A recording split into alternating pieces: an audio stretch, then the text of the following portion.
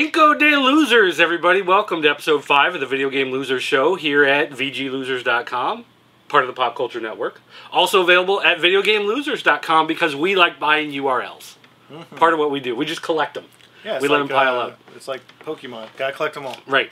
This is our video podcast show dealing with video games, news, releases, and topics of discussion. And just a reminder, we do have a fan corner section at the end, and today we are giving away a t-shirt. And we'll show off the shirt we're giving away next week if you'd like to try for that one too. So keep that in mind as the show progresses. You got anything to add before we get into the news? See. What is it then? No, I just wanted to say that part. I see. You couldn't think of the Spanish word for no? So you just went with C? Yeah. Because that's all you could think of? Is it nueve? Well, let me ask you this question before we start off. Okay. What did you think of the game Zone of Enders? Was that the comic book? On PS2. PS2 game. What was it called? Zone of Enders. Zone of Enders. That was a RPG? It was a giant robot mech battle game. See, here's the thing. I loved it. Zone of Enders sold really, really well. And it looks like Dragon's Dogma is going to be the next game from Capcom to sell really, really, really well in this generation. The only thing is, it's not because of the actual game. Zone of Enders launched with the Metal Gear Solid 2 playable demo. And Dragon's Dogma will be launching with the Resident Evil 6 playable demo. So they're saying that Dragon's Dogma, while it might be a fine game on its own, will probably be one of the top-selling games of the year because it comes with the demo for Resident Evil 6, which everybody wants to get their hands on, much like everybody bought Zone of Enders for the Metal Gear Solid 2 demo. I don't remember. I gotta see a trailer. I can't, I don't even remember. Well, yeah, and that's kind of the point. It's like that game sold so well, and nobody... I mean, there are a few people that are like, oh yeah, that game was really good. And it's like, yeah, it was pretty good. So basically you're saying they could have made Joe and Steve throw poop at each other, and that... Actually, if they made Joe and Steve throw poop at each other, that probably legitimately would be a top-selling game. I can imagine there's several thousand people that would buy it would be a game. similar style game as like the root beer tapper game. You just go from... I don't just launch at people. Any homebrew programmers out there? Drop us an email, let us know. Alright, next up. NASA is now in the video game business. They are now making games for Facebook and the iOS. Android, a possibility in the future. But first up is Sector 33, which is a air traffic control simulator.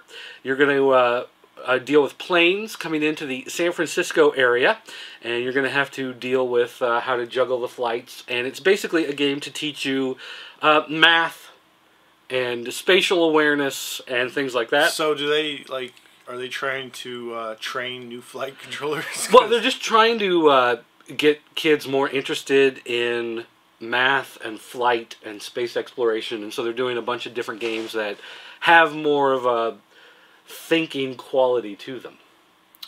So you're telling me that Call of Duty doesn't have any thinking quality to it?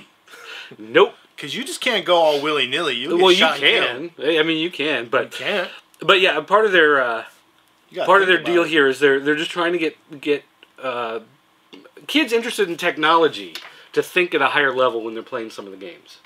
It's harder to get a 13-year-old kid nowadays to play Civilization.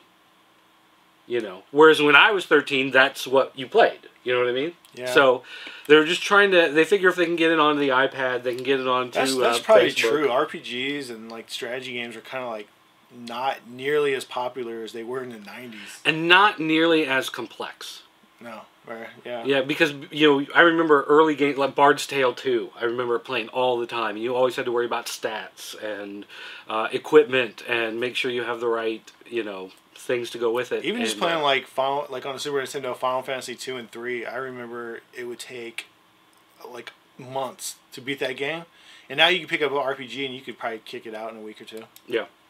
So there you go. Next up, the Mortal Kombat Arcade Collection for PC does exist. After being told it doesn't exist, it in fact does exist, and it's available now on Steam. Now, previously it was available on Xbox Live and PlayStation Network, and when people asked Ed Boon about when the PC version was coming, he said there's no PC version. doesn't exist. And yet it came out. And so then he said, oh, I didn't mean it didn't exist. I just meant we didn't know when the release date was going to be. Oh, that PC.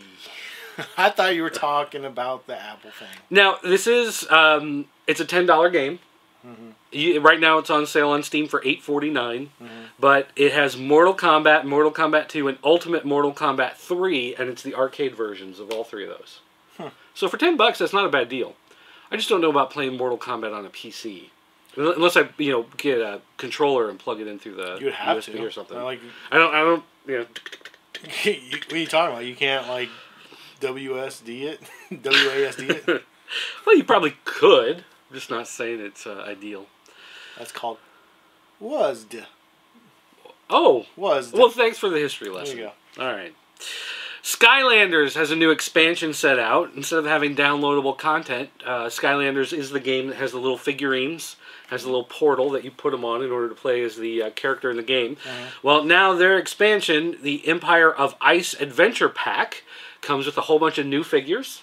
And when you plug them in, it unlocks a new ice-themed area and a water element toy. So, instead of having the usual ways that they get you with the microtransactions and whatnot, they just straight up did an expansion pack. Go to the store, buy the new figures. That's the only way that was going to work. Because then they're like, hey, we could sell this to people who just want the figures too. Yeah. Well, and as long as they keep making figures, people are going to keep buying them. You know what I mean? I mean, if they pace them correctly, they could be doing this for 3 years. Oh, yeah. And then once they come out with a new game, whatever. Have you played that game? Skylanders? Yeah. A little bit. I didn't really get too deep into it. It's all right. It's basically... Spyro is in the game, and it's basically you're playing Spyro. But when you put the different people on, you've got different moves, obviously, and it tracks your stats on your individual characters. So if you and I buy the same pack, and I put my guy on, and you put your guy on, that's the exact same guy, they're going to level up at different rates depending on how we play. I play, straight up Gangsta? teabagging noobs as soon as I smash them. Ponin noobs? Is that what you do? That's right. Dropping Lipton all over them. That sounds wrong in many ways. Next up, Asteroids is now available from the Tobii Corporation. This is a version of Asteroids that you control with your eyes. That sounds dangerous. Infrared beams shoot out from the arcade cabinet and reflect off of your eyes back to the machine so the machine knows where you are looking. And when you look at the target and focus your eyes just right, it causes the laser beam to shoot out and destroy the asteroid, allowing you to play without touching anything at all. In other news, millions of kids go blind. There's no way I'm going to let a machine, especially the first one, start reflecting beams off my eyes. First of all, it's infrared, so it's basically like your old remote control. Yeah, it's the same stuff. You can't see it. It doesn't do anything to your eyes. It does something. It turns the TV on. It flips the channel. Okay, I'm not pointing that thing in my eye because you're not going to play for 5 minutes. Actually, I'm pretty sure. Isn't the Wii? Doesn't that use infrared in order to see the two sensor lights? Not in my eye. Yeah, but you're staring at the sensor bar. I don't stare at the sensor bar. I don't look at it. It's on top of your TV. Look. When you open the package, there's a little note that says, don't stare at the bar, it will blind you. Does it really? It doesn't, but it should. and my class action lawsuit will prove that and get that taken care of. There's no way I'm going to let that happen. Well, anyway. I want to play it, but I don't want to play it because I guess, what if you're wearing some Ray Charles glasses? Well, then obviously it's not going to work. Or, even better yet, some crazy googly eye glasses. You might do better. You might get best score ever. It's but $15,000 for a single version, stand-up arcade version of the game. Oh, so I won't have to worry about it. I won't be playing that as it is. So, or if you live in London, there's a display at the Trocadero until February 17th. You can go play it there. The Trocadero. I'm pretty sure I stayed at that casino when I was in Vegas in 1954. And you are an old man. I am indeed. Or a young lad.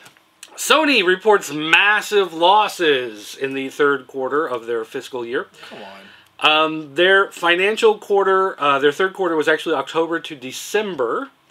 And in that quarter, they have a net loss of, let's see, $2.03 billion. That seems impossible. Nintendo obviously had some losses, almost $1 billion.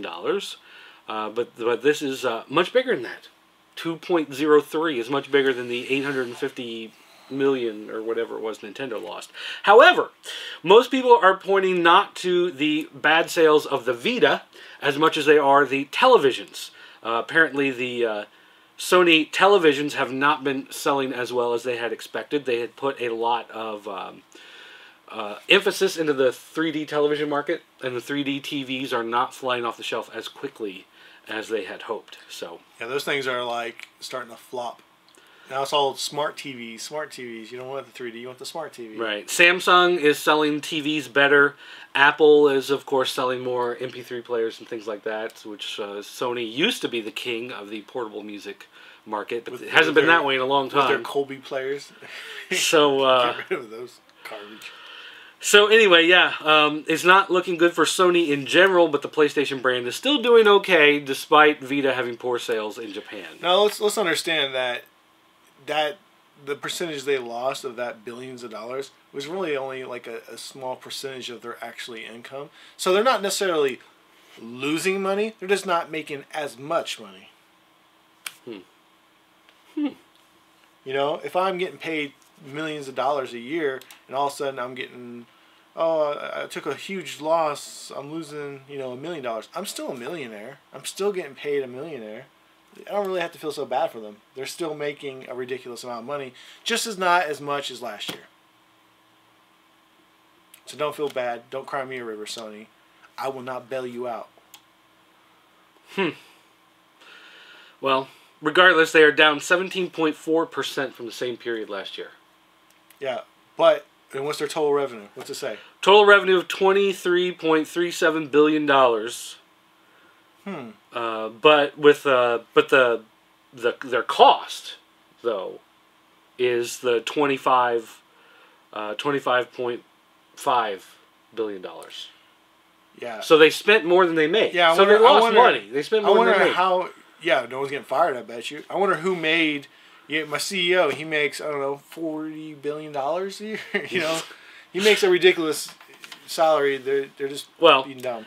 The other end of the spectrum, though, THQ announced massive losses, and because of their losses, they fired 240 employees, and the CEO took a 50% pay cut. I wonder what that pay cut was. Well, his pay cut actually went from $718,500 a year. Oh, wow. To $359,250 a year. I don't feel bad for that guy. So he's only making $359,000 a year. Now, THQ, of course, they do the UFC, WWE games. They also did Saints Row. They do Darklanders. So they have some high-profile games. Okay, wait a minute. They had Saints Row 3, and they didn't increase their numbers? That game is amazing. Let's see here. Plummeted shares. I gotta say though, if you're not making $1 million as a CEO and you take a cut like that from $700,000 to $300,000, you kind of do feel that one. They are restructuring. They have a restructuring plan to try to keep out of bankruptcy. Severance payments to laid-off workers will amount to about $8 million. Ouch. Some high-paid employees. Their stock has dropped to below $1 on NASDAQ. Ooh, invest time. And they have until July 23rd to get that back up to over $1. So my birthday. So they have until my birthday this year to get it back up over $1. Right now it's about 70 cents. I'm buying some shares of THQ. But if they can get it back over $1 for at least 10 consecutive days, then they're off of the warning list on NASDAQ. But they could be dropped if they don't get it to then, which would be a big problem. If you get dropped from the exchanges, it's not good for your company. I'm going to buy 10 shares of THQ. 10 whole shares. Get me up $7. $7. That's right. Doing my part. Hey, put me down for $1.40. Okay, I got you. All right, thanks. Couple of these.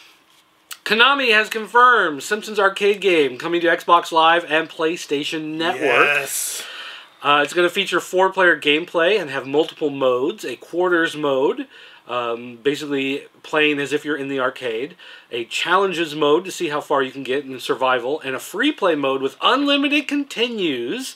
Also, the Japanese version of the game is going to be available with the Japanese voices. Oh. So that'd be kind of fun. Yeah, I'm buying that. That was my favorite arcade game. Available February 7th. And if you're a PlayStation Plus subscriber, you get the game for free. Finally something. Oh, they've got worthwhile. free games all the time. Yeah, nothing good. That's the first good game they got. No, I would disagree. Scumbag. So anyway, that's going to wrap it up for news, guys. We're going to take a quick commercial break. We're going to figure out what that smell is outside that I'm pretty sure is bacon. He says it's Decatur. And It's soy. and then we'll be right back with the new game releases for this week.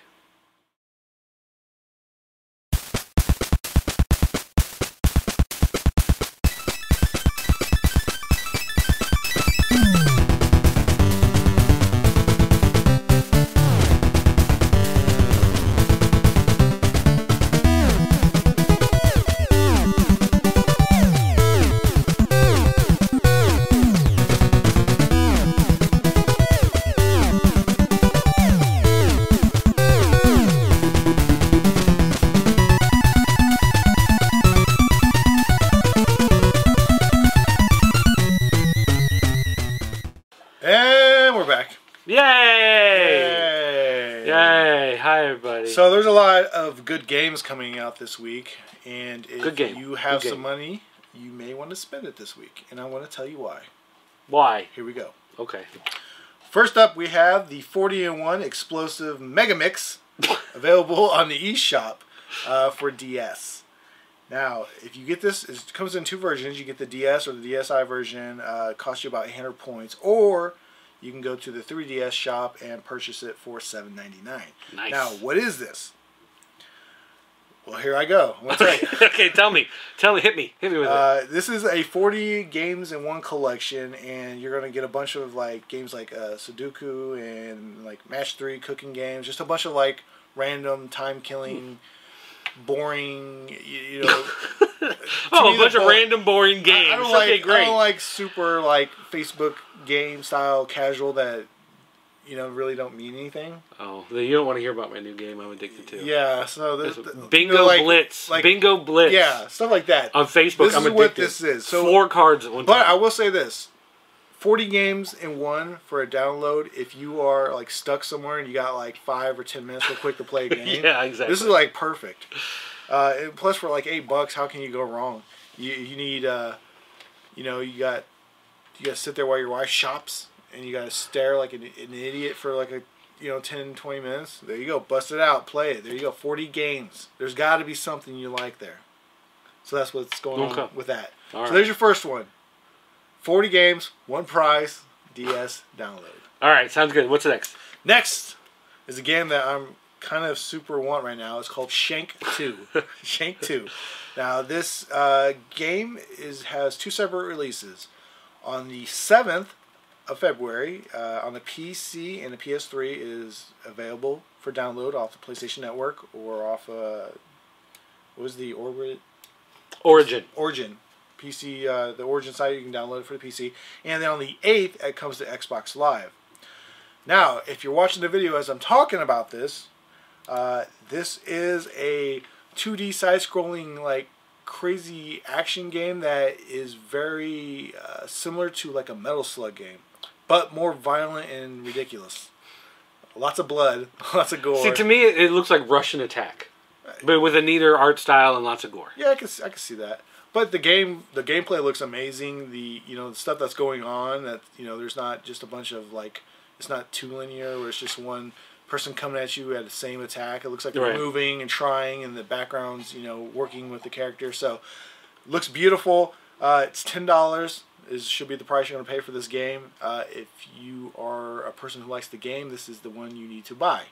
This is Killen's recommendation for the week. Oh, really? Yeah. Are you putting your stamp of approval? Yes. We need to make a stamp signal that you can... Buy that. All right, so I'm going to let everybody calm down for that one and move on to the next one. Now, here's a game for you. It's for the DS, and this is going to be a physical retail copy game that you can buy at most major retailers. Okay. It is called Jewel Link Chronicles Mountains of Madness. Now, like Jewel, like the singer? Jewel, yes. Who will save your soul? Mm-hmm. Oh. And she turns to Ricky Martin during the nighttime. Whoa! Okay. Whoa, that's the greatest game ever.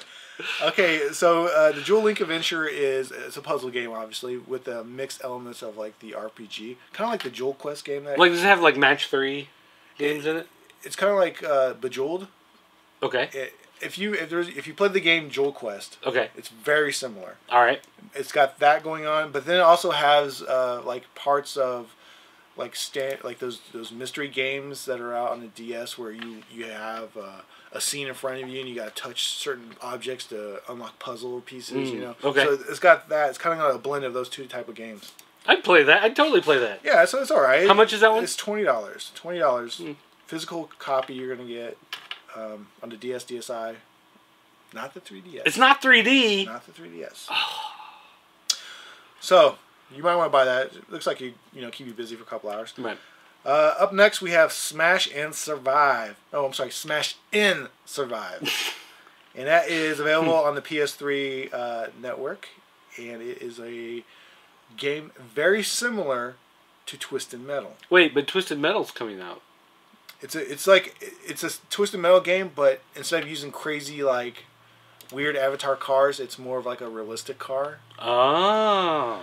And it says there's over 40 unique cars that you're going to find on 10 different destructible circuits. So 10 different maps, 40 different cars, and you can customize your weapons in your car there. And the graphics look really nice. Yeah, it's pretty. It looks like Burnout, like a new Burnout, basically. But it is straight up Twisted Metal. You're gonna run around all crazy, driving like you're a psycho and shooting and trying to blow up the other cars. Oh wait, maybe I'm looking at renders. Maybe the end game is not as nice, but still. Well, anyways, you can see by watching the video here that. Oh, I see. It's also available on the iPad. The iPad graphics are not very nice. Don't be confused and buy the iPad version to download to your PlayStation 3. I don't even recognize iPad as a gaming platform. Yes, it has been stricken, and Mac is lucky to get on the list. So, anyways, that looks like if you like the Twisted Metal games, this will be a fun little game you can download off the only available on the PlayStation Network, not the iPad. PlayStation Network, because the iPad, in fact, is not a gaming console. All right. Oh, snap! Moving on, a game that a lot of people have been waiting for, Gotham City Imposters. Yeah. On the 360, PS3, and PC. Mm-hmm. A digital download, okay? So you're going to get this on the PlayStation Network, Xbox Live, and other various PC downloadable sites, which... Probably Steam. Yeah, it never seems to be the same place, so wherever you can find it. It's going to cost you about $15. Now, this is a multiplayer first-person shooter based in the world of Gotham. You can customize your characters. You're going to be able to make your own villain or hero in the Gotham world and go straight up Halo-style shooting all over them. And why is it called Imposters? I don't know. Because you're all in gangs based off the different characters. So, like, you might be a Joker thug or a Batman wannabe. Okay, yeah. Vigilantes dressed up as Batman, and the criminals dressed up like the Joker in open warfare in the streets of Gotham. So, and a team of Batmans fighting a team of Jokers. Look, if you like shooting games and you like a little comedy mixed into it, this is going to be like perfect for you. If you just like Batman stuff in the world of Gotham City, this is going to be for you. If you just like a good time, this is going to be for you. This is going to kill him recommends? I don't know. I would play it. I would play it, but I don't. This is like there's no story here. Okay, it's just straight up shoot them for fun against other people. And if you're like an online player and you like doing that kind of thing, perfect. Right. But if you like me, I prefer playing the first-person shooters in a story. Story, yeah. So it'd be fun to play. You know, if we were playing with a bunch of people we knew, or just got online and we were maybe doing it as a team, perfect. Right. But by myself, I could play it for maybe a couple days, and then I might get bored of it really quick. But I don't know. Looks fun. Looks interesting. Something new. Something different. And with all the excitement of Batman and whatnot going on, it's a good time for it. Right. It's perfect. Yeah. All right. Now we move on to another big release. This is going to be Fallout New Vegas, which is already out, but this is the Ultimate Edition, releasing on the PC, the PS3, and the Xbox. This is a retail release, and they're kicking it up to $50. This is a full price release. Now, I know, right? What? You can buy a game for $20. Let me tell you what you're going to get with this, though. Okay, so you're going to get the full game of New Vegas, and then you're going to get the add-on content, Dead Monkey, Honest Hearts, Old World Blues, and Lonesome Road. So all 4 of the downloadable content add-in packs are going to be included with this. And to sweeten the deal, you're going to be get a bunch of the latest cache of unique weapons, ammo types, and recipes for the most recent add-on packs, Courier Stash and the Gunrunner's Arsenal. So not only do they give you the 4 expansions, but they also gave you the downloadable content packs that were available for extra weapons and whatnot, and included them into this pack. Additionally... Well, you mean there's more? And if you order now... so they're also going to let you grow a little bit. Now they're going to increase the maximum level cap by 5 levels. So now the ceiling is raised to level 50 for all you... So doing like a World of Warcraft type deal with that. Well, that's the way that game works, though. It's kind of like a shooter RPG. So now, on top of getting all this content, they're going to raise the levels by 5. So if you love this game, or if you just start playing it, or you want to get into this game, this is obviously the version to buy. It'll save you a lot of money versus paying all the microtransactions if you want everything. So there you go, releasing nationwide. All right. Up next for the PS3 in a retail format, for $40, we get the Jak and Daxter Collection. Wow. Now, this is basically going to be remastered versions of all 3 Jak games in high def. Jak and Daxter, the first one, Part 2, and Part 3 that were released on the PS2. Now, not only are you going to get these remastered games in a single pack, but they also added trophy support into the games. So now, if you're one of those people that do collect the accomplishments for whatever reason you do that, now you got some new things to go out there and try to conquer. And if you just love the games anyways, remastered games are always great. There you go. Throw away your PS2 versions, download, buy, or purchase this new one, because it's going to be in a physical retail, and play it on your PS3. Looks like they want you to ditch those PS2 games. Well, they've been doing that a lot. With the Metal Gear, they did a pack. God of War, they did a pack. Yeah, God of War was prime, though. That was ready for an update. That was just such a huge... I'm glad they did the Metal Gear. I just wish they had done the game from the PS1. Like, I wish they had either updated that one or brought over Twin Snakes, which was on the GameCube. Either one of those I would have been happy with. Like, 2 was pretty good. 3... I'm okay with. I know a lot of people say the gameplay was better, but I didn't like taking the step back in time and everything like that, so it was just like, meh, whatever. But I really wish that first game had been on there. That, to me, was the big missed opportunity. Well, maybe next time. Maybe next time. Maybe they're waiting for an ultimate pack. So, another major retail release coming up is The Darkness 2. Releasing on the PS3, 360, and PC. This is a major full retail game. You're going to pay $60 like you would in any major retail. It's, paying $60 is almost like ridiculous. I know. It's like, what do you want, my car? Come on, $60 for a game? It's like every retailer places sales constantly. Most of the games now, you get it digitally a little bit cheaper. And it never seems like they're fully releasing them at $60 anymore. So when you see a game at $60, you're like, really? That just seems like, I understand, inflation, things like that, but it's just it's not even inflation. That's just what the standard pricing is. Well, yeah, but I mean, like N64 game, back when they came out, they were $60. You know what I mean? PlayStation 2 games, when they were coming out, you were paying $39.95, $49.95. Super Nintendo games were really expensive. They were like $60 to $70, depending. The RPGs were $70. But still, seeing that price on it, because I think the problem is there are just too many games on the market. Yeah. So it's like I see a game and it's like, oh, you want $60 for that? Well, here's one that's $19.95. I'm perfectly happy. Plus, the game. they price drop these games so quick anymore that it's unless you are a diehard fan, there's no reason to purchase this today when you can get it used or on sale probably within a month, or maybe 6 weeks or something like that. I don't know. Anyways, here we go. The Darkness 2. So basically, the story is it's been 2 years since Jackie used the darkness to kill the men responsible for his girlfriend's murder. It's just a continuation of the story. Did you ever play the first one? Yeah, I did a little bit. I was going to say, I bought it.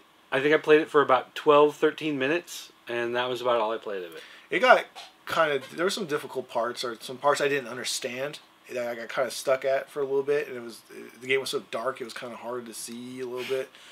Obviously, the darkness, but yeah, I played it about halfway through it and gave up on it. This version, though, looks like it's leaps and bounds over the original. Looks like they refined it a lot, and now but it's been several years since the first one came out. I mean, that was like one of the launch titles of the. It was pretty early on the system. So they got this going on. They had all this graphic style art that you are used to now, and they uploaded a 4-player co-op campaign mode that you can play with 4 unique characters, all with the darkness powers. So now you can play with up to 4 different players through the co-op. So that'd be fun. Add a little something different to the game, so it doesn't have to be a single playing experience now anymore. And moving on, House of the Dead 3 is going to be released on the PlayStation Network for the PS3 to download again. Now, you're like, okay, I get it. The game's out. It's old. What's so special about it? Well, now you can use the PlayStation Move. Right? Oh, well, that makes all the difference. And they're going to have enhanced graphics. They remastered the game. You're going to get some co-op play now. And there is a PlayStation Home reward that you can unlock through the in-game accomplishments to enhance your home experience. So if you care about that, there you go. So it's just a downloadable game, remastered. It's not going to cost that much. I didn't get an actual price, but I'm sure it's about $10. And what if it's $34.95? That's impossible. What if it's $24.95? That is inconceivable. Unconscionable. Okay, so there you go. Just another remastered game. There's not really much of a video there. You've seen this game, you know what it is. So just, if you care about it, buy it again. Okay, so another major title. There seems to be a lot of them this week. It's Valentine's Day, so all the people. Well, it's the week before Valentine's Day. Well, right. You gotta have your girlfriend needs something to buy you because you buy girls flowers. What do you buy a guy? Right? Games. Exactly. So, Kingdoms of Amalur. I don't know how to pronounce that. I'm sorry, guys. Reckoning. Now, this is a retail release, $60, PS3, 360, PC. It is a very similar game to like World of Warcraft, but it is a single-player open-world RPG. You're not going to need to recruit people into your guild or have them looking for quests somewhere to get a big group together. This is a single player, but in that type of a world. Now, what makes this game a little bit special is from the minds of the New York Times bestseller R.A. Salvatore and Spawn creator Todd McFarlane, and one more. What? The Elder Scrolls Oblivion lead designer Ken Rolston. And they came together and they helped create this world, the story, the characters, the gameplay. It looks beautiful. If you like that type of game, like a World of Warcraft, you may want to purchase this one because to date, this one looks like it's going to be the best game that's like that. Because there's been, I can't even think of the names of some of the other ones. They're so like not even memorable.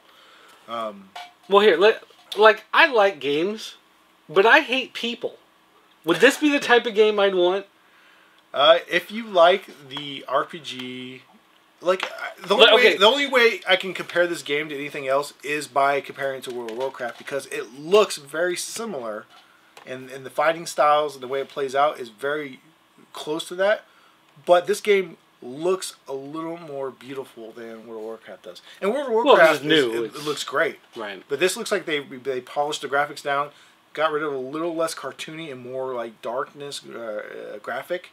So it looks like it's more adult. Well, see, like the only MMORPG I really ever got into was Guild Wars, and the main reason why I liked Guild Wars is because anytime you left the town to go out on a mission, as soon as you walked out the city gates, you automatically had a healer, a sorcerer, an archer, and a fighter just appear with your group. So if there was nobody else in your group, you could just walk out and play. You didn't have to be friends with anybody. You didn't have to join up with anybody. The game would just automatically... Yeah, I mean, that's kind of the problem with World of Warcraft. It's a great game, and I love it, but I hate relying on people. And I just hate people. And he just so, hates people. I'm not a people person. That's definitely... It's a game I want to buy, because just looking at the videos, I want this game. Have a drink. But $60? I don't know if I want to spend that much. Sorry, I was a little raspy. Verklempt. So, take a look at the video here as you're watching it, and if you think it's cool, please go out and buy it. I mean, it's $60. What do you care? We're made of money. Wait, what? Alright, last one? And the last one, finally, a game worth buying on the 3DS. This is Resident Evil Revelations. And it's in 3D. And it's only available on the 3DS. Now, this game is very... reminiscence of the classic like PS1 style Resident Evil 2 or the 64 one. It gets away from all the new weird stuff they're trying to do with the game and goes back to the classic style of the game, which everybody loved. So if you're a fan of Resident Evil's classic gameplay, this is the game for you. Now, the story that's happening in this game kind of bridged the story between Resident Evil 4 and Resident Evil 5. There was a little bit of a gap there. This story fills that gap and tells you what happened in between those two storylines. And you're basically going to spend most of the gameplay on an abandoned cruise ship, okay? Now, why would you be in an abandoned cruise ship? Play the game and find the story out. That's why. But now, what part of this is going to be the 3DS? It says they're going to use the touchscreen in the 3D abilities to solve puzzles and to switch between your weapons. So that looks like it might be an interesting use of the 3D technology. But whether this game is in 3D or not, you're going to love it because of the classic gameplay on a very popular horror survival game. And actually, on Metacritic right now, 41 reviews, 82%. That is really good. Yeah, so this is obviously going to be a great game. But it's a little bit pricey. It's $40. But it's a 3DS game. The stuff's new. It's Resident Evil. It's, you're going to spend it. Yeah, you're going to spend the money.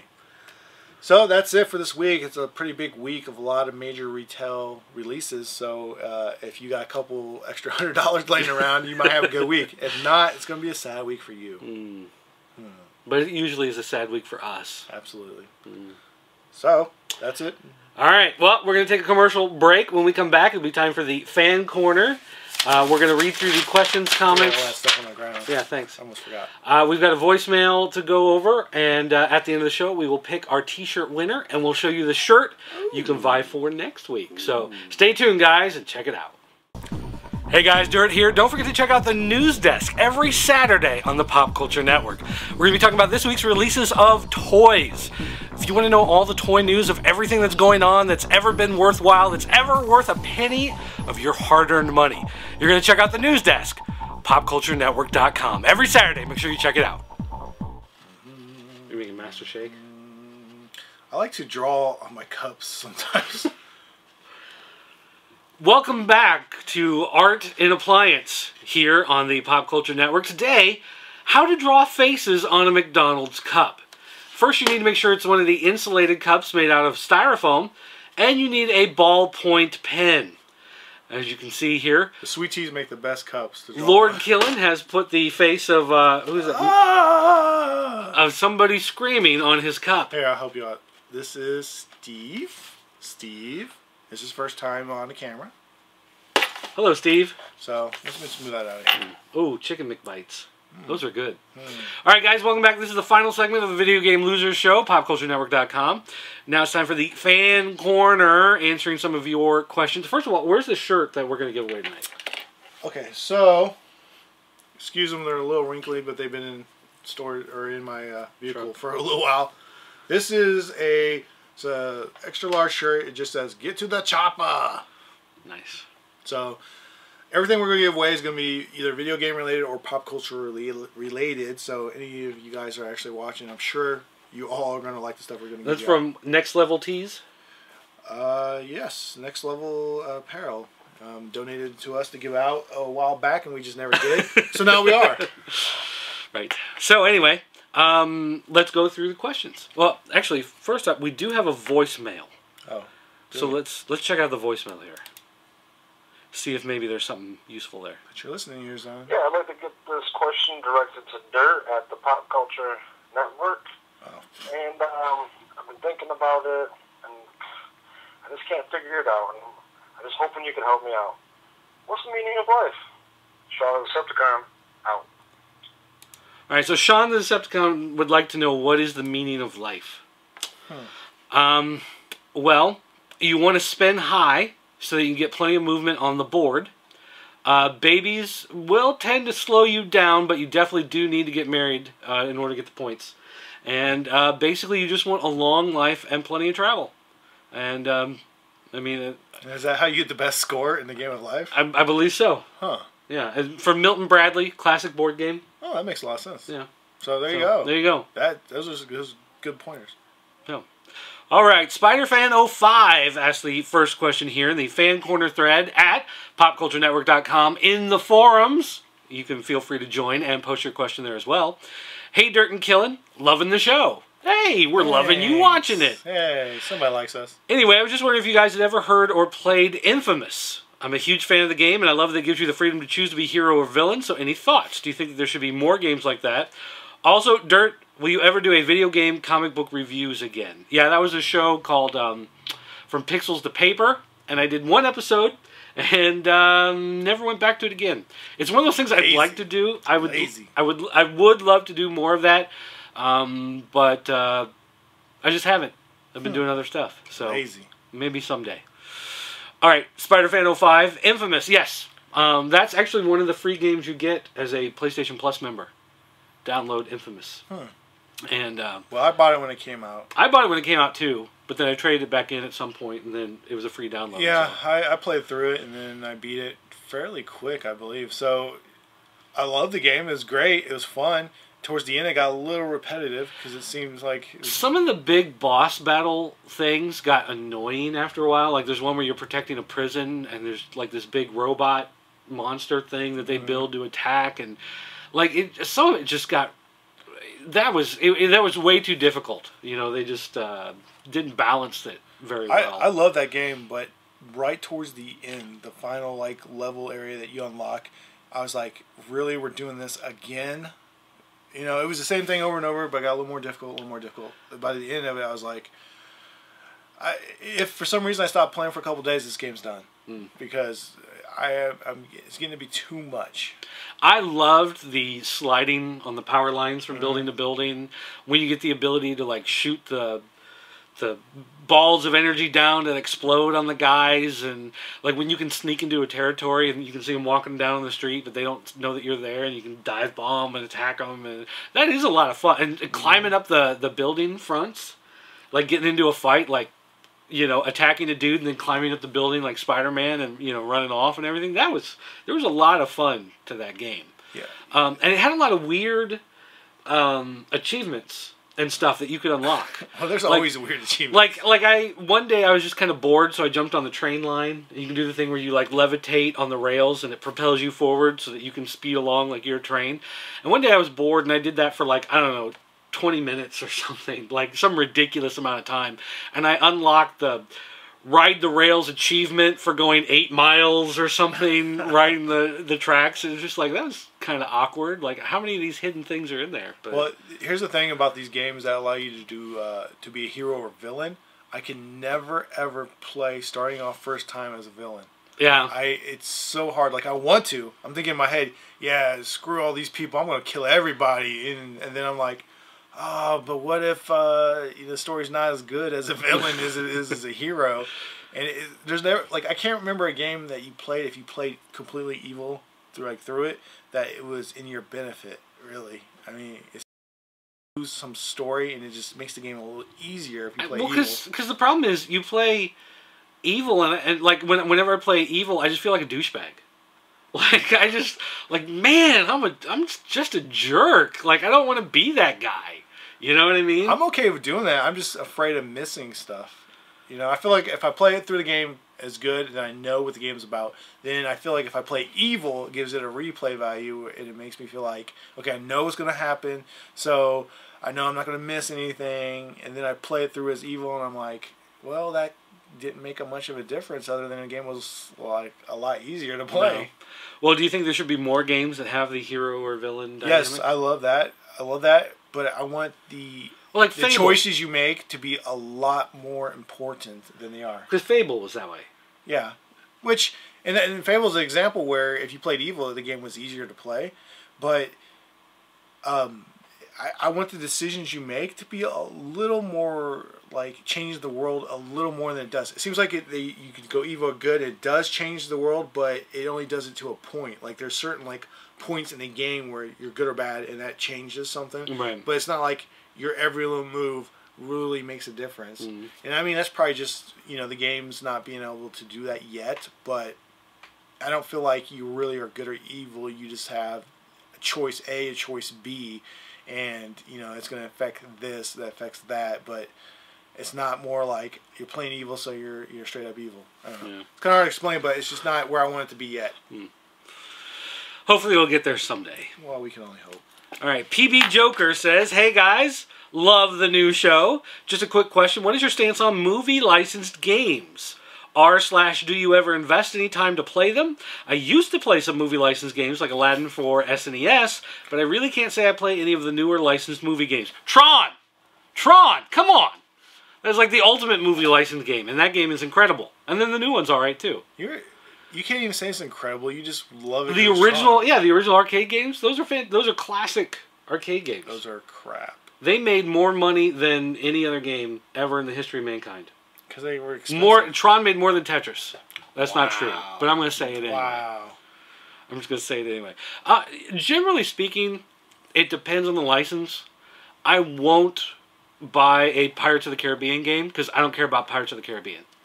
More importantly, those games are always rushed, and they always are very, like, linear and boring and not changing anything or doing something new. It's just you're playing the movie out in a game, and it's very simple.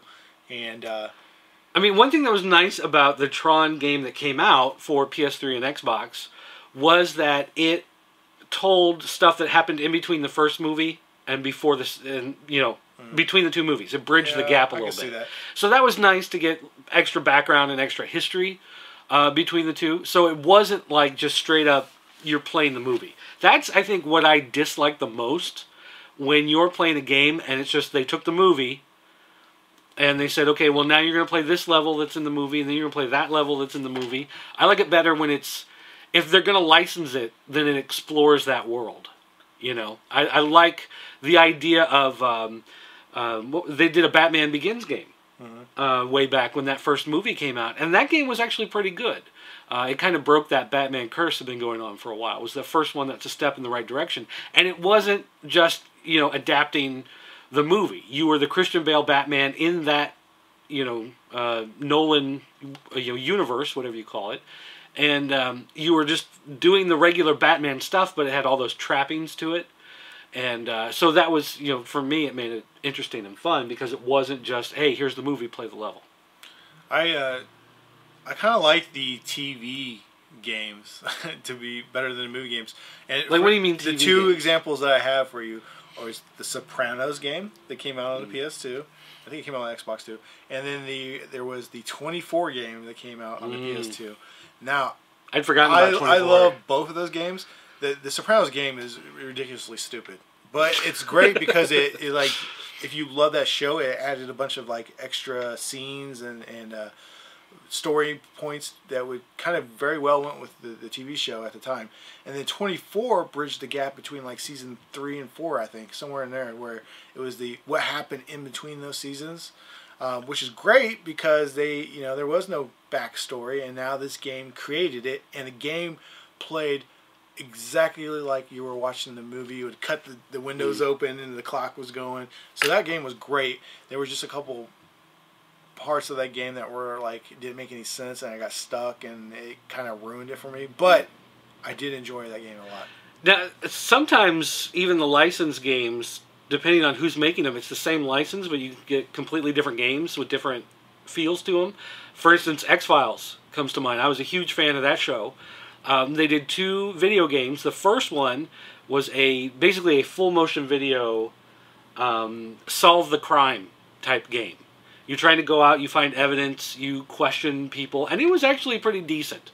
You're trying to find the right clues to piece the story together, and it was interesting. It wasn't great, it wasn't perfect by any means, but it was all right. They did a second game that I believe was on Xbox and PS2, and it was Silent Hill, but with those 2 people in it, and it just felt wrong. It's like, hey, let's split up, and you go check out that blood-soaked room over there, and I'm going to go this way. It's like, what? Like, this doesn't make any sense at all, So it was just one of those, in that situation, where they had a license, and they took a generic game and just put the dressings on it, And I don't care for that one as much. Yeah. So it just kind of depends on how they work the license. I don't know, have there been any recently, other than Tron, that I've... No, I'm pretty sure that's the only game that may be the only one. That's, All right. Next up, Yoda Soup. Greetings from the Great White North. Thanks for answering my questions last week. If you could design a PCN-themed video game, what type of game would it be, and how would you present the PCN staff in it? And he's got his suggestion here, but it's pretty long, so... he does at the end go, also, Tron, Lego, Lego, Tron, Lego, Tron, Lego, Tron. Tron wins. More Trons than Lego. Yeah, well, he wants you to feel a little better about your failing piece Tron Day. February 29th, Tron Day. I don't know. What kind of game would we be? I would want us to be... Do you remember the game that came out on the original Nintendo? And I think it was a PC game, too. But it was you picked like 3 characters, and it was like a puzzle game, and it was like a house, and you started out on the outside of the house, and you went into the doors in different rooms, and you were trying to like solve or like maybe like a murder or something.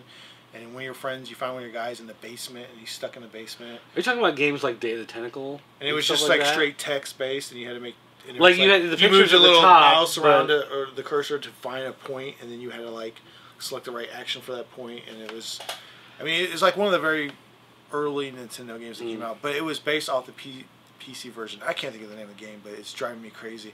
But it was a real simple, like, it was mystery game that was like, incredibly hard because you had no idea what you were doing and what you were supposed to do, and the game made little sense. So that's the kind of game I would want, because I would want everybody to be frustrated at us, as I am with most of them from time to time. Make sense? I can totally see that. I want a game to be as irritating as possible, make no sense, and cost a lot of money. And see, I would have to do a game kind of like oh man, what was the game with the little aliens that were trying to, like, you're one of the little green guys and you're trying to like steal the cows from the farmers in the one level, and was that aliens or was it orcs? The Horde? No. It was, oh, of course I can't think of it. But it had like a 50s vibe to it with UFOs and little green men. And the idea was you were one of those stereotypical aliens, and you had to go like steal the cows from the farmer, and you had to go get back your, UFO engine that was stolen by the Men in Black. Was it Destroy All Humans? Destroy All Humans. Yeah. Break stuff and scare people. And right. So I want a game like that, where instead it's us like breaking into people's homes and stealing like their good collectibles. Oh, like their $high video games, their nice toys, their autographed comics. Like a Hamburglar game. Stealing your stuff. But the idea is that we are sneaking in to people's houses. And the title of the game is "What's in Your House?" and downloadable content packs like I'ma steal that, and I'm gonna steal that. ain't no pawn shop gonna buy this. Yeah, like whenever a new material releases, of course you bought it, so we'd have to download a new content pack to add the new releases into your house, so we can steal them. What would be neat though is if the game, like if you were to download this to your PlayStation 3, if it could look through your save game files. And so it knows what games you've played. Oh, yeah. So then... It says a report back to us? So then we're actually sneaking into your house and stealing your games. Oh, nice. That kind of stuff. Like it's a treasure hunt to see if we can find the games that you hopefully own and didn't rent or something like that, so we can steal them. And then you can come, and then the bonus level is you can come in the store and buy back the stuff that we stole from you. And you get a trophy. Yeah. In-game trophy. That's my game. That's my game. There you go. I like that. Let's do All it. right. Joseph MRD says thanks for bringing back awesome to Mondays. You're welcome. I think Mondays suck. I'm not going to be a grammar Nazi Mondays here. I'm going to suck. try not to. I got 2 questions for you. One, we'll do these one at a time. One, what is your take on the rumors that Rocksteady is working on a dark TMNT game? It will be similar and will share the engine of Arkham City. That sounds amazing. You want to have a dark one as well as the light, friendly, happy. I want a dark Turtles. I'm sick of the cartoony 90s fun. Everything's funny. I want something like, we will stab you in the alley and rob you if you don't do good things. Have you read the new series from IDW? No. It's good. I can vaguely read. So. It's not dark, but it is more mature than like the 90s cartoon show and that kind of thing. It is dark and mature is like a real thin line. Okay. Well, the difference being is that it's not. You still have mutated animals. It's like a guy wearing a punk rocker jacket and the glasses, whatever. But he's part wolf. What I mean? That stuff's scary, man. That is scary. Something like that, I'd be fine with. But if it's like them swearing and stuff like that, I don't know. Oh yeah. Oh my God. Yes. You wouldn't like the game better if they were cussing at people? Not necessarily. And threatening to rob them and do immoral things to their bodies after they kill them? Yeah, I want that. Shake it, baby. They go to strip club, a little Duke Nukem in there, using your credit cards to pay the hookers and strippers and whatnot. Yeah, every time you tip them $1, you're actually deducting $1 from your PayPal account. Oh, that'd be great. Love it. All right, second, when I am buying games, I usually spring for the collection edition. Do you guys pick up collection editions, or is the regular game good enough? Depends on the game. Only if I want that game really bad. And what's included in the... I don't need an art book, okay? I don't care. I bought the Tron one because it came with a giant light cycle. It's always this big, It's like, yes, that to me is worth the extra, $40 or $50, whatever. Yeah, the ones that comes with the toys and the statues, those are always usually worth it. But, the art book ones, really... I don't care about your pictures. I can look at that stuff online for free. I don't necessarily pay extras for an art book or soundtrack CDs. Yeah, soundtracks are maybe. It kind of depends. I did buy the soundtrack one for one of the Metal Gears because they had Henry Gregson Williams doing the music. And he's a Hollywood guy, does a lot of action and espionage movies. So I thought, at least that's going to be a good, cool soundtrack to listen to. That's sad that you know that. I probably mispronounced his name anyway, so you feel better about that. But yeah, if it's I hate the ones where it's buy the collected edition to get the fold out map. If I need a map, there should be a map in there. You know what I mean? Although I will say maps are very handy to have in the physical format. And also, it's gotten to the point where so many places give you something just for pre-ordering it anyway, that collector's editions are starting to get kind of silly. Like the Lucha Libre USA, when they first announced that game, you were going to get a free mask by pre-ordering the game. Oh, did you? Well, then they found out there was something about customs, when you're doing things with fabric and laces, and you're giving them to little kids, there's certain safety testing that has to go through, and so they ended up dropping that promotion. How do they start a promotion if they didn't have product to give out? Well, they had the product. They just didn't realize when you import it in the United States, there are rules you have to follow. Oh, come on. Yeah, I know. They should have smuggled that over the border. Next up, the Burger General. Greetings. Wondering if you guys could take a trip back to the NES days, more particularly the games you have rented. As a child, I never had a whole lot of games for my console. If I can remember correctly, it was just Jaws, Donkey Kong, Battletoads, Rampage, Mega Man 2, and Beetlejuice. However, my mother used to always rent games to shut me up. So my question is there a game you have rented so much for the NES that in the end you could have practically owned it because of all the money you spent? I easily could have owned TMNT the arcade game, Snow Brothers, Bart vs. the World, and Castlevania. Boy, I rented over and over I know again. one I rented. For the Nintendo, it's a little hard. I mean, I know a bunch of them for the Super Nintendo that I can name right off the top of my head. But the only game that sticks out in my head for the Nintendo that I rented nonstop, and it is the dumbest game ever, is World Runner. I think it's 3D World Runner? 3D World Runner. It came with 3D glasses. Yep. The 3D was terrible, but for some reason when I was a kid, I lived down the street from a gas station and that rented games. So, you know, it was like 2 buildings down from me. So I went to the gas station, and it's like the weirdest thing ever that they rented games out of a gas station. But they did. Anyways, that was the game they had there, and I swear I rented that thing 400 times. You know, it cost like $3 or whatever, and I'd rent it for a couple days, give it back, a couple days more, I want to play it. And then I since played it, you know, like a couple years ago, just try it out again. And then I played it, and I was like, what was I thinking? There's nothing going on in this game. You're just straight up running straight in the screen and like dodging stuff. That's it. I didn't rent a whole lot of games. I usually had friends who had games I wanted. I had games that they wanted to play, and we would just trade all the time. You know, Mooch. Straight up mooch. But I do remember specifically renting Rescue the Embassy Mission. I used to get that one over and over and over again, and it was the first part of the level would start out as like a side-scrolling stealth game where you had to like dive over bushes and hide in the shadows and doorways and stuff while the spotlights were going around. And then the second part of it was scaling down the building, and you know, like little gunmen would be kind of like peeking out, and you're trying to avoid them till you get to the right spot. And then you get to the right spot, and suddenly your guys would smash through the window, and it becomes almost like a first-person shooter, where you have a map of the building, and you turn, and of course it's the NES, so it's not like it's scaling all the way. Like you turn left, and suddenly you have a shot of the left. You turn right, suddenly you have a shot, you know. But you would navigate through the building, and then suddenly the dudes would pop up, the terrorists, and you'd shoot the terrorists. And then you shoot all the terrorists. Like, and appear, like, in your sight. Yeah, pretty much. Yeah.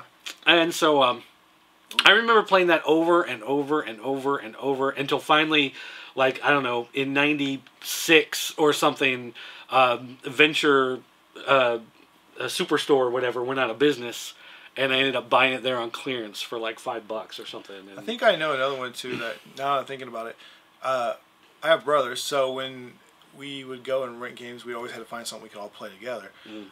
The game that we rented a ridiculous amount of times, Spy vs. Spy. Oh, yeah. You cannot play by yourself, right? But if you have somebody to play, especially if it's like a little brother or somebody you just want to, you know, generally you want to do bad things too. Right. And you set those traps up, and you know, like, oh, I know you're... And you know the thing about this game is, you go around in these, like, 8 rooms, whatever, in a circle, and you set up the traps. You know what's coming, okay? You know what's going to happen. And every time I'd get my brother... Yeah, I'd get him to do, you know, hit my trap, and every time it was the greatest thing in the world. Like, oh, in your face! You know, every time. That game is amazing, and it is so simple that it's ridiculous. So, if you can play Spy vs. Spy, it's only fun if you're going to play against somebody else. Computer's dumb. You know, I feel like it cheats. You know what I mean? So... The only other one I really remember renting a lot was Nightmare on Elm Street. Just because it was Nightmare on Elm Street. It was a Freddy Krueger game. And I remember renting that one. I mean, I guess maybe my mom wouldn't let me buy it because it's, you know, serial killer game, whatever. What's wrong with that? You know, who knows? But I don't know. But I rented that one a lot, I remember. But that's, I mean, really, that's about it. I usually, if I was going to the place to, you know, rent something, I was usually renting movies. I used to watch a lot of movies. So, Huh. All right. Last question here is from Orko. He says, what's your favorite item from Nintendo's old library accessories, like the Power Glove, Game Boy, and so on? Oh, jeez. Who likes the Power Glove?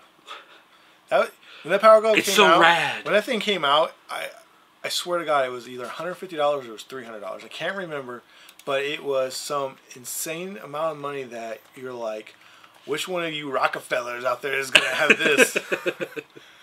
But it looks so cool, and everybody wanted it. I mean, obviously it was the must-have item that came out back in the day, and I still haven't ever gotten one. I'd like to just have one in the store and post it on the wall somewhere just so everybody can look at it, because it was like you were the super cool kid if you had one of those, and I was never that cool kid, never had it. But, you know, in retrospect, it is the dumbest thing they ever made in the history of gaming accessories. The thing I do remember having, though, that was my favorite was it was the octagon ring that they made for the Sega Genesis. Because that's what we had. We had a Sega Genesis growing up. We weren't cool enough to have Nintendo. We had the cheaper version, the system, the Sega. And a game came out called Eternal Champions, and they had great game. They had a ring you could buy, like a little octagon that you put on the ground, and you would be able to punch. And then when you punched, the character on the game was supposed to punch. If you kick, the character would kick, and if you move, it would move. You know, that kind of a thing. It worked like crap. It was terrible, but we must have set that thing up 1,000 times and played it, trying, you know, thinking we were the coolest people in the world, like we're some kind of ninjas in the basement, you know, playing this game, and it barely worked. It barely worked. So that was probably my favorite accessory, just because we had the greatest time with it. What about you? Oh, my favorite accessory from back. Oh, Rob the Robot. No. Yeah, I kind of want one of those too. I haven't got one of those yet either. They're terrible. I don't want them for functioning. I just want them for like a display. To have a little one sitting around, like a little robot ET, because that's what it is. I need a glove and a robot, just to like if they were toys on my shelf. I want them to be there so people can look at them and go, "Oh, look at that, awesome." I don't know. Like, all the accessories just seem to suck. I know, that's what's great. Like, I remember I had a helmet. I think it was called like the laser action helmet, and basically it was like the zapper gun, but made into a helmet. And so like the gun sensor sat up here, and then you had like this little eyepiece with a target, so you were looking at where you wanted to shoot, and then there was a headset piece that came down, and you would say, "Fire! Fire! Fire!" And as you spoke, that would cause it to shoot. Well, first of all, you look like an idiot. Second of all, you sound like an idiot. And then third, I realized that it doesn't matter what you say, it's just picking up sound. So eventually, I would just stick it kind of here in my mouth and go, that's lazy. To make it shoot. I would cuss at it. So, I mean, like, I remember having that and just being like, oh, I wasted how much money on this thing, you know? I remember a lot of times trying to buy joysticks, because I always got the Nintendo thumb from the pad. So I would always try to buy some sort of joystick to play with, and they never worked right. The Advantage was probably the only thing. You know, the only joystick that worked right. And the NES Advantage, I guess maybe that would be my number one accessory. Because that was a joystick that actually worked, and it felt like a real arcade joystick. It had that spring back, you know, to get back into the center position. It had the nice big buttons on it. So that might be the only thing that I could say, like, that was one worth getting. But otherwise... I think I want that headpiece so I could go home and... you know, when my girl's watching TV in the back room, she can hear me just cussing. Because I would just cuss into it. No fire. I'd just be dropping F-bombs and, you know, random other cuss words. And then I want her to come in the room and be like, "What is wrong with you?" And then I can be like, "I got Tourette's." You know? What do you want? You know, there are real people with Tourette's out there that are now offended. Get the helmet. You'll play great. What about system? What about system, though? My favorite system is the Sega CD, hands down. No. Nintendo. Oh, Nintendo? Favorite Nintendo system? I didn't have a Nintendo. You didn't have any Nintendo? Super Nintendo is my favorite system, though, of the Nintendos. Just because the games are great, and they're still great to this day. They're older and crap, but the graphics still look good on some of those games, you know what I mean? See, I had the NES. I still think fondly of the NES. A lot of those games that are terrible, like Renegade, I can still play. You know, just because there's that nostalgia factor of having it. But, I mean, honestly, the one system that I remember being so addicted to more than anything else was the Game Boy Advance. The Game Boy Advance was probably the one Nintendo system for me that like, I was the Nintendo fanboy for a while with the Game Boy Advance. I was just so enthralled with that system. I love that system. Love the games on it. A lot of them were Super Nintendo games that were ported. And maybe it was the fact that they were portable and you could take them with you. I didn't like the handheld games. See, I love handheld systems. I feel like I'm spoiled, and I hate the dumbed down versions of games. Well, but that's only if you're buying That's like a game that's already on a bigger system, though. I mean, games that are specially made for the handheld systems are tremendous. kind of, I don't know. I can't get into them. I can't just hold something. I don't feel like I'm experiencing. It's like watching a movie. You don't want to watch on a little handheld TV. You want to play it on your big screen. That's the problem. Part of the thing also is that you can take it with you.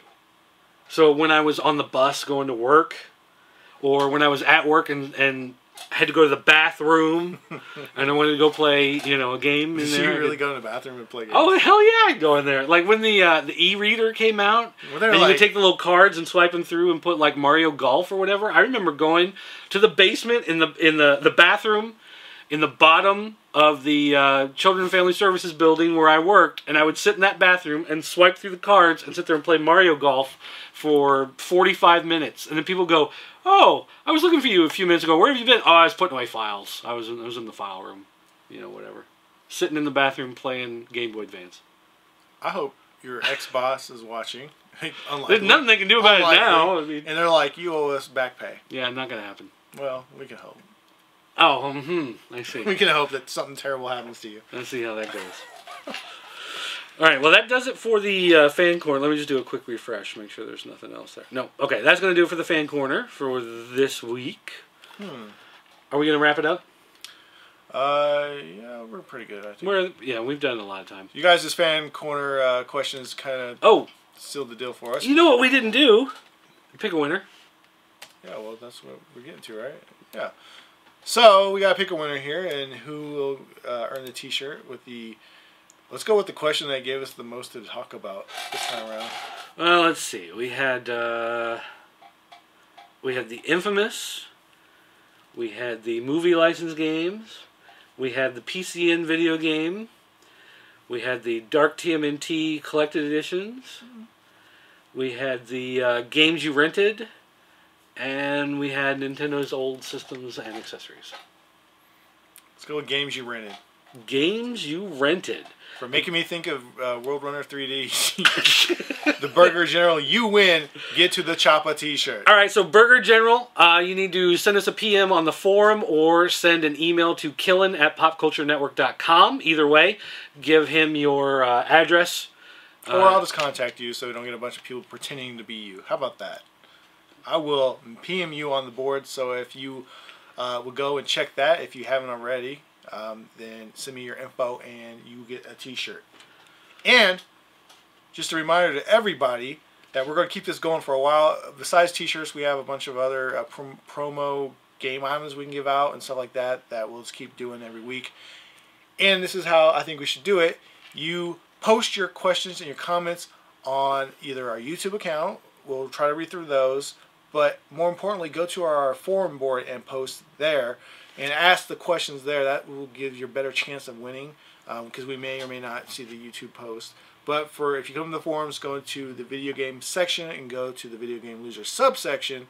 Type in your questions or comments about the show, and we'll read through them the following week. And if you're picked for the best topic or the fun, whatever we just generally like, then you'll win.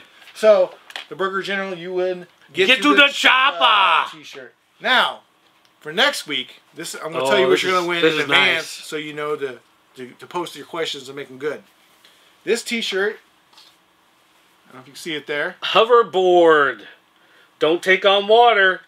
2015, Hill Valley, California. Skate on air. So it is a Back to the Future hoverboard t-shirt. The size is extra large, so, I would have swiped it, but I can't wear it. Yeah, so hopefully it'll fit you guys. So go ahead, post your questions, do it now. We actually record the shows on Thursday night, so they have to be submitted by Thursday evening. But the Fan Corner thread is ongoing. So if you post and we've already recorded the show, it'll just be used the next week. So don't freak out if we don't read it. Yeah, if you want this specific shirt, you better post before next Thursday. Otherwise, just post as you would normally, and we'll read through them as we normally do. And then if you don't if we don't read your question this week, it'll be on the following episode, and then you'll have your chance again. You can ask multiple questions, but we may skip you if you did too many and put you on to the next episode. So just kind of, try to make a good question. And we reserve the right to edit the question down for space and time considerations. Yeah, you can go ahead and post a story if you want, but we're probably not going to read it all. I mean, write a novel. I mean, everybody will love to read it on the board, but we might not read the whole thing out loud here on the show. Also, don't forget, you can also leave us a voicemail question. If you want to do it that way, like Sean the Decepticon did tonight, asking about the meaning of life, you can do that by calling 217-953-4025. Again, it's 217-953-4025. 24-hour voicemail line. Keep it under 30 seconds, or we can't really use it if they go too incredibly long, but feel free to do that. You can also, follow us on Twitter, follow us on Facebook, find us on YouTube. Go to LinkedIn, go to MySpace. Really? Find my angelfire.com webpage that I made in 1996. Please don't go to the like. I don't even use that site. I have an account there. I don't know how. At where? LinkedIn. Oh, LinkedIn? LinkedIn? Whatever. Because you're networking, you're linking. I have an account, but I don't know how. Okay? So... Is that like how you somehow accidentally got an account at bigbootybabes.com? No, that was on purpose. That was definitely Fatchicksandpartyhats.com? That may have been an accident. May have been. I don't want to confirm or deny that. I cannot recollect at this time. I need to verify the content, and I'll get back to you. And by the way, that is a real website that, unfortunately, he showed us. So. Oh, I showed everybody that website that day. So yeah, please do send us an email if you can at Killen or at dirt@popculturenetwork.com. We will respond to pretty much everything we get. And if you're on Facebook, you can check us out on there and friend us if you want. I'm Damian Killen, and he is somebody else. Just read the name right there. You'll find the picture. Just read the name right there. So you can find us there. And of course, please come to our website at Pop Culture Network. Watch this show every week. Released every Monday, and check out our many other shows that we have, including It Figures, which is a toy video podcast similar to this that airs every Wednesday. Yeah, sure, why not? Whatever. And It Figures that airs every Wednesday. Don't forget to come to shoppcn.com, where you can find great and fabulous video games like ones I randomly grabbed, Faxanadu for the NES. Gran Turismo for the PS1, Enter the Matrix for the PS2. Oh, please buy that one. Half-Life 2 for the Xbox, or Eternal Sonata for the Xbox 360. Yes, please visit shoppcn.com, where you will find all these items plus 20,000 other video games. Is it really 20,000 items? It's 20,000 items. Wow. And growing daily. You'll find toys, comic books, video games, movies, Blu-rays, CDs. Movies and Blu-rays? Wow, what? DVDs and Blu-rays, whatever. It's late.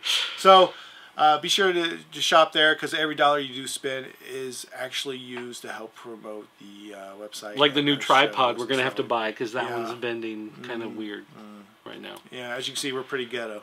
So please help support us for only pennies a day. And Charlie cannot go to rehab by himself. I mean, he needs help with that. Winning. He was winning. He lost a lot of money on the women and the coke. Oh, and, losing. So rehab gets expensive, guys. Help him out.